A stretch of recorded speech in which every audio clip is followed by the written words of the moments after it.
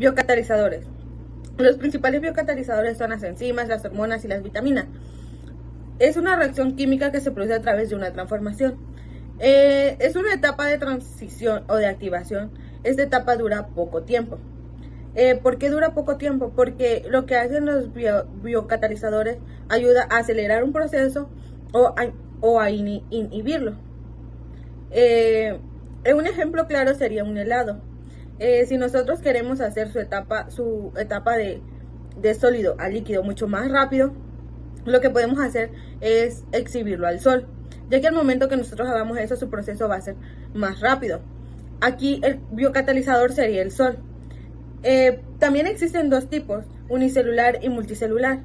Es de una o más enzimas o biocatalizadores. Si no existe tal cual varios biocatalizadores, puede haber un desorden total. Vamos a hablar sobre lo que son las enzimas. Vamos a iniciar con que las enzimas son biocatalizadores de moléculas orgánicas.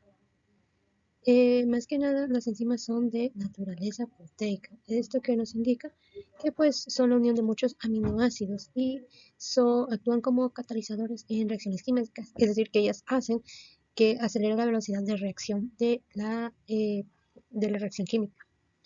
Muy comúnmente de naturaleza proteica, o sea, por la unión de muchos aminoácidos. A ellas les afecta lo que es la temperatura. Una de las cosas es que la enzima más sustrato es igual al producto. Esta como tal es una reacción enzimática o una reacción química.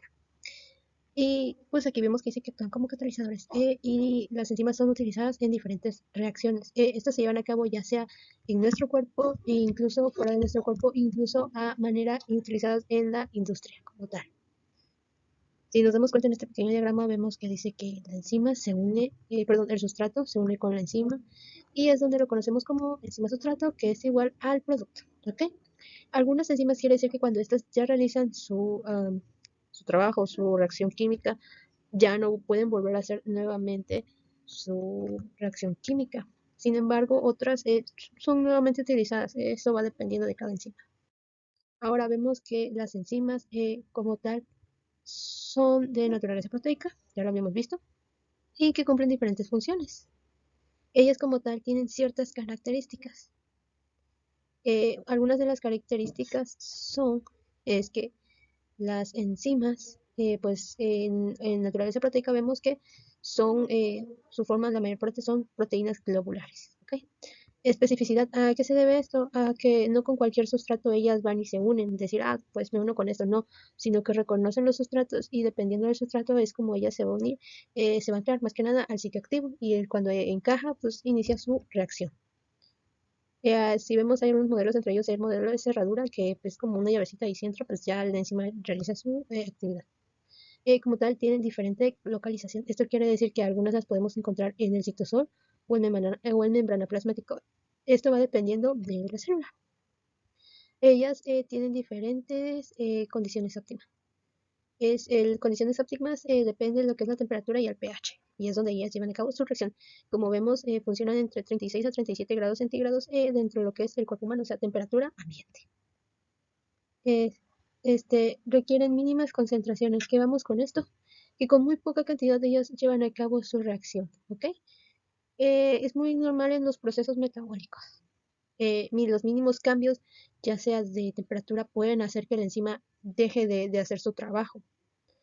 ¿Qué quiere decir? Que reduce su actividad o que de plano ya no la hace, ¿ok? Tenemos diferentes tipos de enzimas, eso lo vamos a ver ahorita. Dice que algunos agentes conducen a su activación, o sea, que no cualquiera.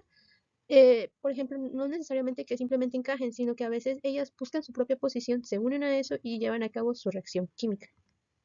¿Ok? Dice que las enzimas son de uso industriales, como ya lo habíamos dicho, en algunas son, en el caso de lo que son el uso de detergentes, ahí se llevan a cabo. Otras, por ejemplo, sería en la panadería, que en ella utilizan la enzima amilasa y las levaduras, ¿ok? Entre muchas otras. A veces algunas de ellas requieren cofactores, que quiere decir que si se unen con ellas pueden realizar su función. ¿Ok? Los diferentes tipos de enzimas, algunos tipos de enzimas tenemos como número 1 las oxidorreductasas, las transferasas, las hidrolasas, las ligasas, las isomerasas y las ligasas. Son más o menos aproximadamente 6 tipos de clasificación de enzimas. Cada una de ellas realizan una acción diferente. Por ejemplo, las oxidorreductasas, ellas lo que hacen es transferencia de electrones en reacciones de oxidación y reducción. Por ejemplo, tenemos las que son las transferasas, que realmente lo que hacen es transferir sus grupos a sustratos. Por ejemplo, las transmirasas, las fosfotransferasas y las quinasas. Las enzimas se pueden clasificar estructuralmente entre varias maneras, pero una de las clasificaciones más comunes se basa en la composición de sus proteínas y en cómo están organizadas en la estructura tridimensional. Primero tenemos las enzimas simples. Estas son proteínas constituidas únicamente por aminoácidos y no contienen ningún otro componente postérico. Son las enzimas más comunes y representan la mayoría de las enzimas conocidas. También tenemos las enzimas conjugadas. Estas enzimas están formadas por una parte proteica, la coenzima, y uno o más grupos no proteicos, cofactores o coenzimas, que son esenciales para su actividad catálica. También están los cofactores. Pueden ser iones metálicos, como el zinc, el hierro o el magnesio, o moléculas orgánicas como las vitaminas. También están los holoenzimas. Son enzimas completamente activas que constan tanto de la apoenzima como de su cofactor. La apoenzima por sí sola no posee actividad catálica, pero al unirse con el cofactor forma una holoenzima activa. También están las enzimas aloestéricas. Estas enzimas tienen sitios aloestéricos, además de su sitio activo donde pueden unirse moléculas reguladoras, efectores aloestéricos, lo que modifica su actividad catálica. La unión del efecto aloestérico puede aumentar o disminuir la actividad de la enzima. También tenemos las enzimas multienzímicas. Son complejos enzimáticos formados por varias subunidades, proteínas que funcionan con conjunto para llevar a cabo serie de reacciones en una vía metabólica específica. Cada subunidad puede tener una actividad enzimática diferente y la cercanía física de las subunidades facilita la transferencia de sustratos entre ellas. Esta clasificación proporciona una forma básica de entender la diversidad estructural de las enzimas y cómo esta estructura influye en su función catálica y regularización. La clasificación funcional de las enzimas se basa en el tipo de reacción química que catalizan. Uno de ellos son los oxidorreductasas. Catalizan reacciones de oxidación-reducción, donde una molécula dona electrones, se oxida, y otra los acepta, se reduce. Uno de nuestros ejemplos incluyen las deshidrogenasas y las oxidasas. También tenemos las transferasas, que facilitan la transferencia de un grupo funcional de una molécula a otra. Uno de los ejemplos es que las quinasas transfieren grupos fosfato, mientras que las transaminasas transfieren grupos amino. También tenemos las hidrolasas, que catalizan la ruptura de enlaces químicos mediante la adición de una molécula a agua. También tenemos ejemplos que incluyen las lipasas, que hidrolizan enlaces éster de lípidos, y las proteasas, que hidrolizan enlaces peptídicos con proteínas. También tenemos las liasas, que catalizan la eliminación o edición de grupos funcionales, sin la participación de reacciones de oxidación, reducción o hidrólisis. Por ejemplo, las hidratasas catalizan la eliminación de agua de una molécula. También tenemos las isomerasas, que catalizan la conversión de una molécula en su isómetro estructural, sin cambiar la composición de sus átomos. Algunos de nuestros ejemplos incluyen las mutasas, que catalizan la transferencia de un grupo funcional dentro de una molécula. También tenemos las ligasas, también conocidas como sintetasas. Catalizan la formación de enlaces entre dos moléculas, utilizando la energía liberada por la hidrólisis de ATP u otra molécula similar. Nuestros ejemplos incluyen las sintetasas de aminoácidos, que catalizan la unión de un aminoácido a su ARNT, correspondiente NTE, durante la síntesis de proteínas.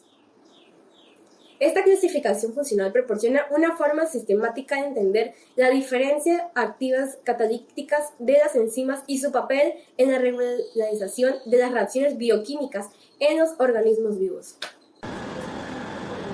Bueno, el mecanismo de acción enzimática. Para empezar, podemos decir que todas las reacciones químicas necesitan de tener energía de activación para poder romper los enlaces que existen entre las sustancias iniciales, llamadas reactivos o sustratos, y que éstas puedan ser transformadas en productos. Las enzimas, al ser consideradas un biocatalizador, ayudan a disminuir la energía de activación para poder acelerar la velocidad de las reacciones químicas. La energía de activación es la energía que se debe suministrar a los reactivos para que la reacción se produzca. Sin la presencia de las enzimas no sería posible alcanzar este estado de transición. Bueno, esta energía de activación es necesaria tanto en las reacciones químicas endotérmicas como exotérmicas para poder llegar al complejo activado, aunque globalmente unas necesitan energía y otras en cambio la desprenden. Estas enzimas pueden actuar de dos maneras diferentes. La primera es fijándose al sustrato mediante enlaces fuertes, también llamados enlaces covalentes, para debilitar sus enlaces y que no sea necesaria tanta energía para romperlos. La siguiente manera es atrayendo a los sustratos hacia la enzima, porque de esta manera se aumenta la posibilidad de encuentro y se facilita la reacción. Tenemos los modelos de acción enzimático, de los cuales tenemos tres, que es llave cerradura, encaje inducido y acoplamiento mutuo. Estos todos van denominados de aminoácidos catalizadores, los cuales rompen las estructuras y generan lo que son las reacciones químicas, dando así enlaces de tipo débil. En el primero tenemos el de llave cerradura, el cual se pueden tener tres subtipos, que es el de enzima más el sustrato. La enzima tiene lo que se conoce como un sexo activo. Su característica principal es que es tridimensional, y así se puede dar lo que es la conexión o la manera de conectarse. Tenemos lo que es el complejo S, que significa enzima sustrato, en el cual el sustrato ya se modificó para así encajar con la enzima. De ahí tenemos el complejo EP, el cual tenemos los productos y la enzima. ¿Por qué digo productos? Porque se generan dos que posteriormente van a salir, dejando así a la enzima principal. En el caso del encaje inducido, estos proveen cambios conformacionales. En este caso, la enzima se adapta al sustrato. Se puede decir que es como un guante a una mano. Y tenemos el acoplamiento mutuo, en el cual tanto la enzima como el sustrato buscan la manera de, al ser modificados, puedan encajar, es decir, como un apretón de manos, en el cual se busca que los dos, al ser modificados, se puedan unir. La cinética enzimática la podemos definir como el estudio de las velocidades de reacción catalizadas por las enzimas y de los factores que afectan las velocidades de una reacción enzimática. Estos parámetros suelen incluir la temperatura, el pH y la concentración del sustrato. La relación de estos parámetros con la velocidad de reacción puede modelarse matemáticamente, lo cual nos permite conocer las condiciones ideales para una determinada reacción enzimática y los posibles mecanismos de control fisiológico sobre estas. En una reacción enzimática con una concentración de enzima constante, al incrementar la concentración del sustrato, se produce un aumento de la velocidad de la reacción, que tiende a restablecer el equilibrio entre las concentraciones del producto y del sustrato, es decir, llegar a su velocidad máxima. Tomando en cuenta toda esta información, los científicos Michaelis y Menten definieron su propia constante, donde podemos determinar la velocidad inicial con la división de la velocidad máxima del sustrato entre la constante de Michaelis calculada para el sustrato con la fórmula mostrada en la pantalla. Los factores que afectan la actividad enzimática son una serie de condiciones y elementos que pueden influir en la capacidad de las enzimas para catalizar reacciones químicas. Estos factores son fundamentales para comprender cómo las enzimas funcionan y cómo se pueden ir regulando. Existen diferentes tipos de factores. Por ejemplo, tenemos la temperatura. La temperatura es un factor crítico que afecta la actividad enzimática. A temperaturas más bajas que la óptima, la velocidad de la reacción enzimática disminuye debido a la menor energía cinética de las moléculas. A temperaturas más altas, las enzimas pueden desnaturalizarse, perdiendo su estructura tridimensional y así su función. Como segundo tenemos el pH. El pH es una medida de acidez en una solución. Cada enzima tiene un rango de pH en el que funciona ópticamente. Cambios significativos en el pH pueden alterar la carga de los residuos de aminoácidos en el sitio activado de la enzima, afectando su capacidad para interactuar con el sustrato. Como tercero, tenemos la concentración de enzima. A mayor concentración de enzima, mayor será la velocidad de la reacción hasta que se alcance un punto de saturación. Agregar más enzima después de ese punto no aumentará la velocidad de la reacción, ya que los sitios activos estarán muy ocupados. Como cuarto, tenemos la presencia de factores y coenzimas. Algunas enzimas requieren la presencia de cofactores, que estos pueden ser como iones metálicos, o coenzimas, que estos vienen siendo como vitaminas, para funcionar correctamente. Estos cofactores y coenzimas pueden ser necesarios para estabilizar la estructura de la enzima o para facilitar la transferencia de grupos químicos durante la reacción. Para comprender estos factores es esencial controlar y manipular la actividad enzimática en aplicaciones biotecnológicas, farmacológicas e industriales. El pH, que es una medida de acidez o alcalinidad de una solución, también afecta significativamente a la actividad enzimática. Aquí les detallaré cómo el pH influye en la actividad enzimática. Número 1, efecto en la carga de residuos aminoácidos. El pH puede afectar la carga eléctrica de los residuos de aminoácidos en el sitio activo de la enzima, dado que el sitio activo de una enzima es crucial para su fusión catalítica. Cualquier cambio de la carga de los residuos de aminoácidos puede afectar la capacidad de la enzima para unirse al sustrato y llevar a cabo la reacción. 2. pH óptimo. Cada enzima tiene un rango de pH óptimo en el cual funciona de manera más eficiente. Este rango de pH varía según la naturaleza química de la enzima y la reacción que cataliza. Algunas enzimas funcionan mejor en medios ácidos, mientras que otras lo hacen mejor en medios alcalinos. Por ejemplo, la pepsina, una enzima digestiva del estómago, tiene un pH óptimo de alrededor de 2 debido al ambiente ácido del estómago, mientras que la tripsina, otra enzima digestiva, funciona ópticamente en un pH de alrededor de 8. Número 3. Desnaturalización. Los cambios extremos de pH pueden provocar la desnaturalización de las enzimas. Las enzimas son proteínas y sus estructuras tridimensionales pueden alterarse significativamente fuera de su rango de pH óptimo. Esto puede resultar en la pérdida permanente de la actividad enzimática. Número 4. Aplicaciones prácticas. En la investigación y en la industria es esencial controlar el pH para optimizar la actividad enzimática. Por ejemplo, en la producción de productos alimenticios y farmacéuticos, que utilizan enzimas como catalizadores. Mantener el pH dentro del rango óptimo garantiza una equidad enzimática máxima y una producción consistente.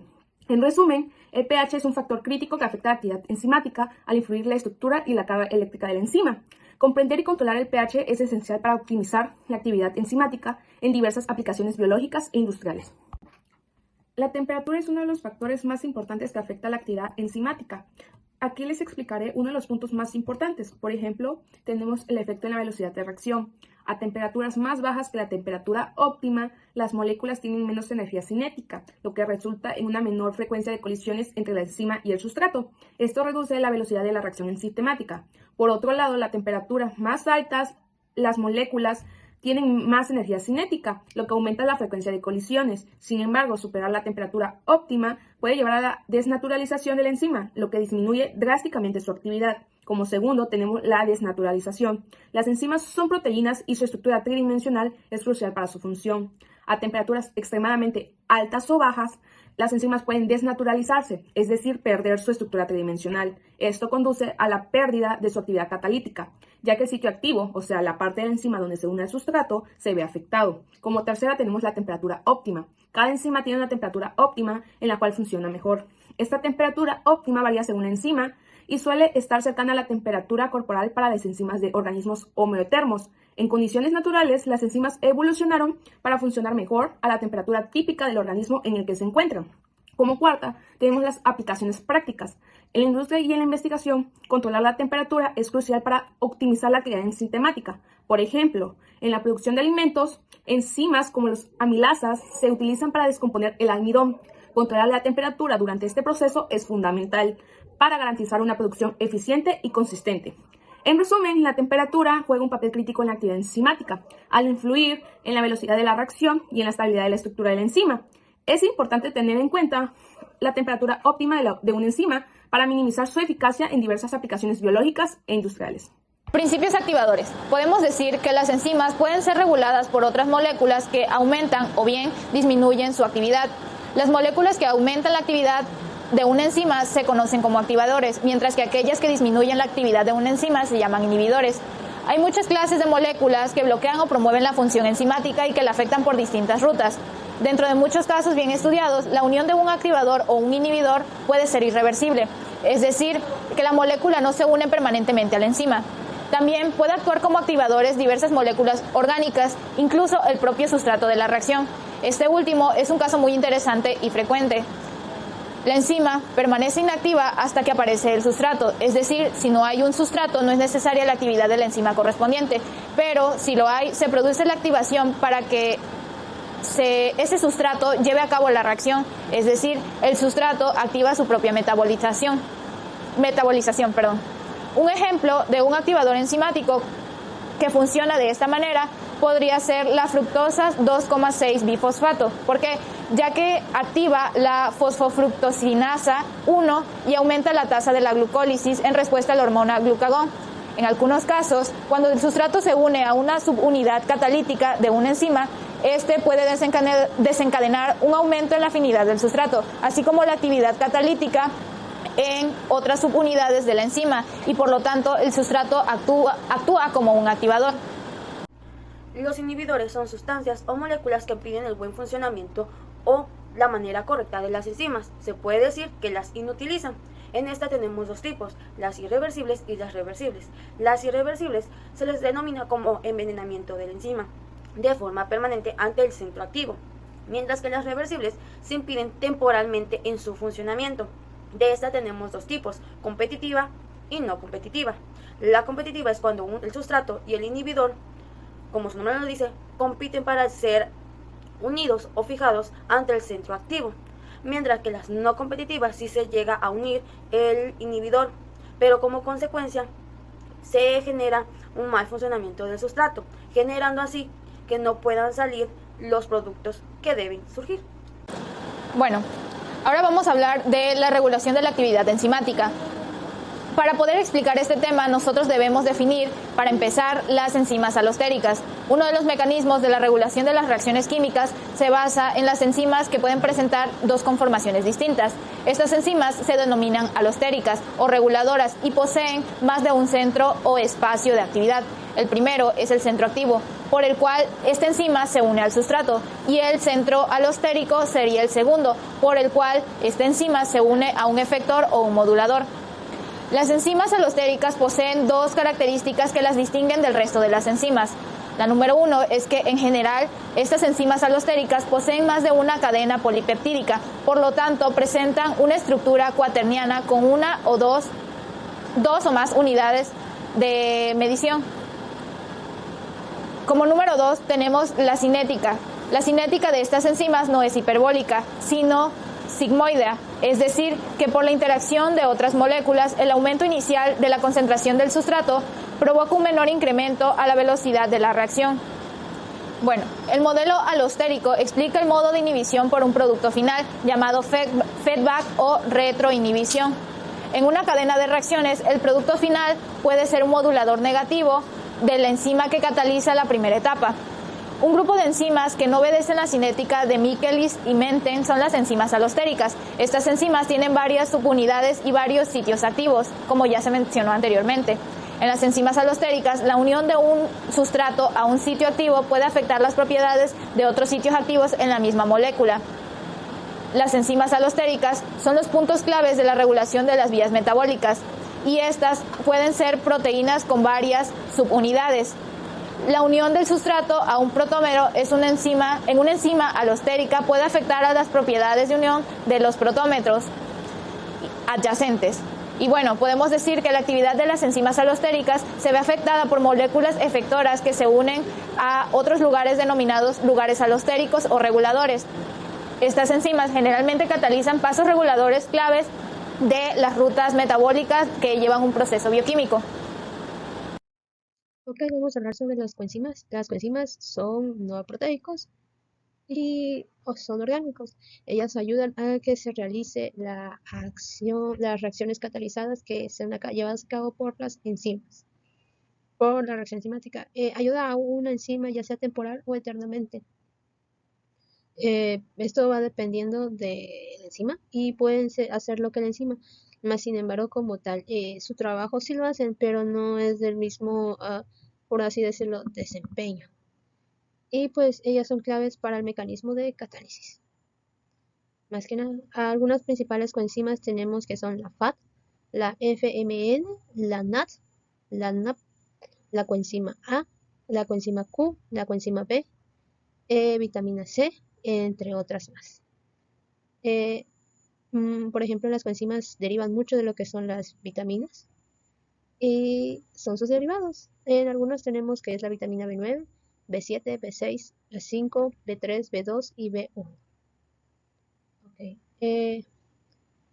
Como tal, el mecanismo de acción de la coenzima es que se une en la enzima, capta el sustrato, la enzima ataca y transfiere los electrones.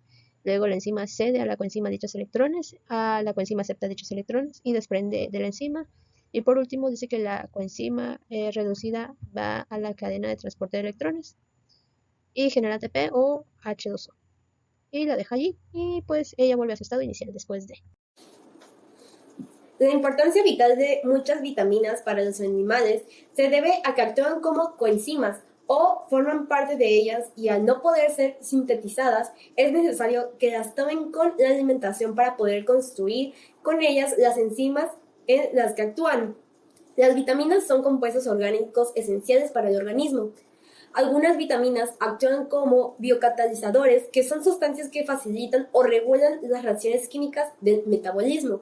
Los biocatalizadores más importantes son las enzimas, que son proteínas, que catalizan las reacciones de síntesis, de degradación y de las moléculas. Las enzimas necesitan a veces la ayuda de otras sustancias, llamadas coenzimas, que son derivadas de algunas vitaminas. Las vitaminas se clasifican en dos grupos, según su solubilidad. Las vitaminas hidrosolubles, que son las que se disuelven en el agua, y las vitaminas liposolubles, que se disuelven en grasas. Las vitaminas se deben obtener a través de la alimentación, ya que el organismo no puede sintetizarlas o lo hace en cantidades insuficientes. Una dieta equilibrada y variada puede aportar las vitaminas necesarias para el buen funcionamiento del organismo. La falta o el exceso de vitaminas puede causar problemas de salud como avitaminosis o hipervitaminosis, que se manifiestan con diversos síntomas.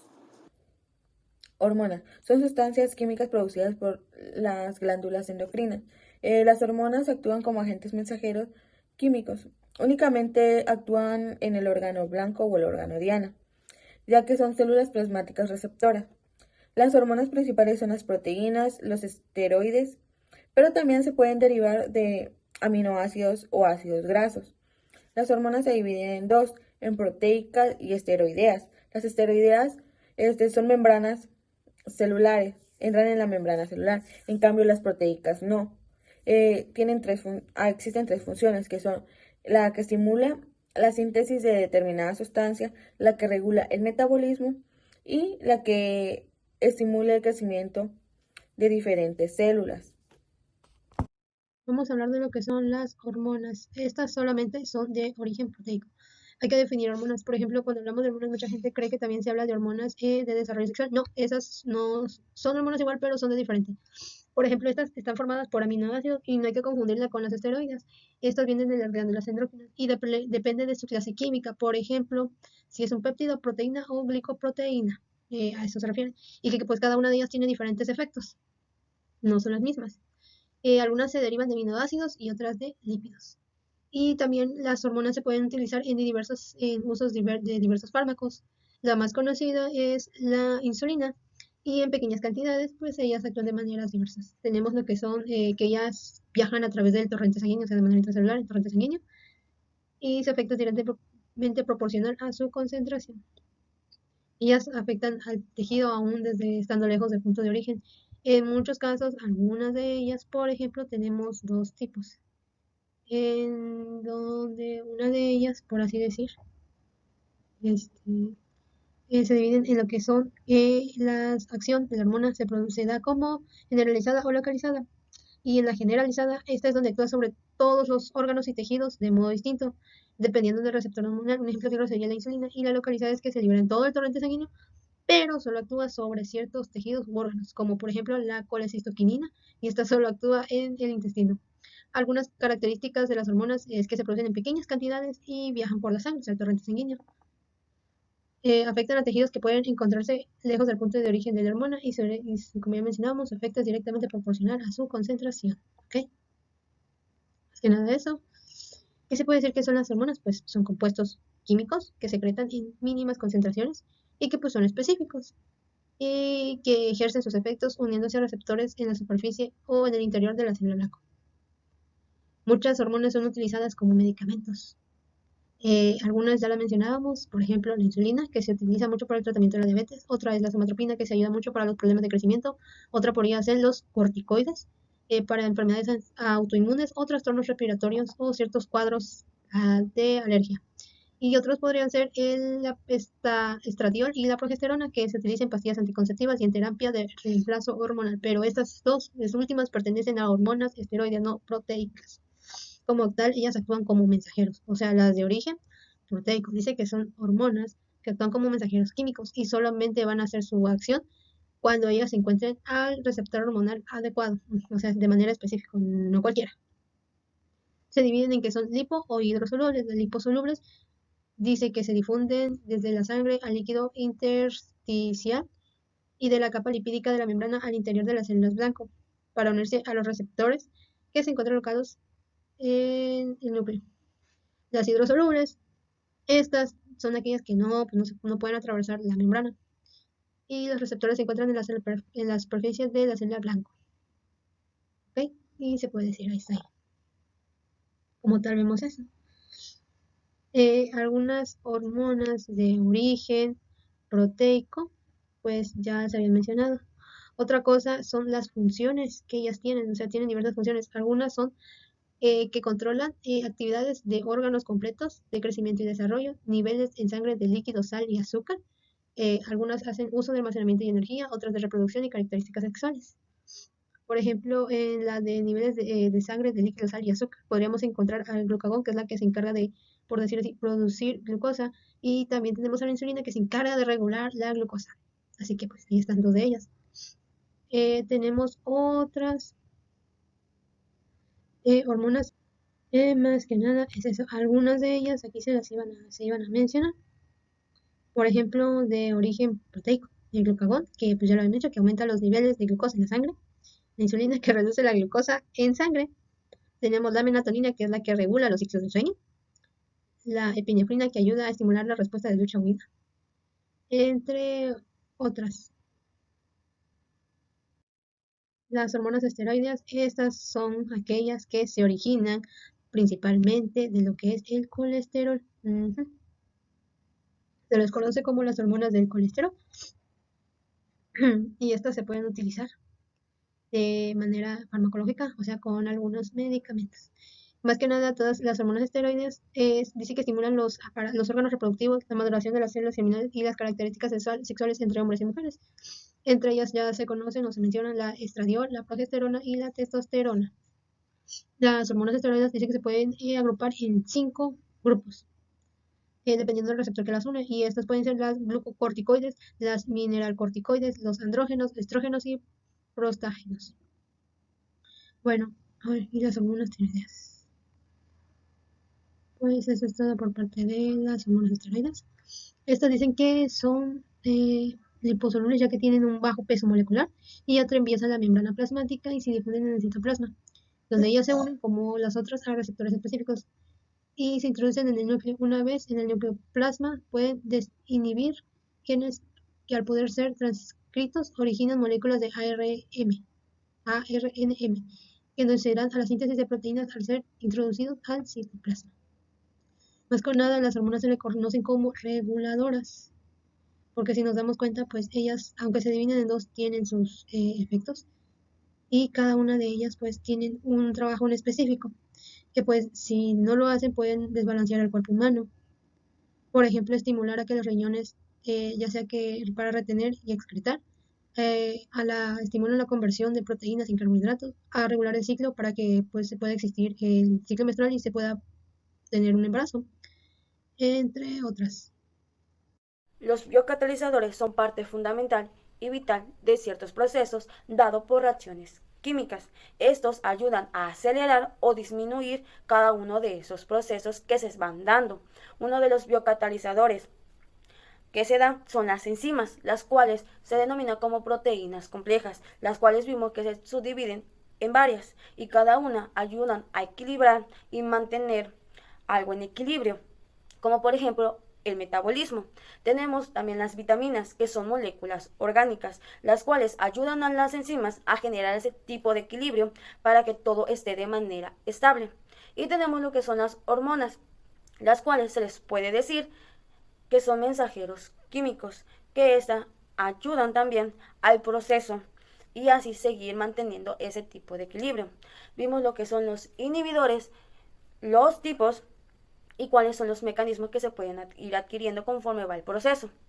Pues el equipo 4 se despide con la siguiente frase: la vida es una reacción química que solo requiere de equilibrio, como un biocatalizador. Frase del químico Priyad Gupta.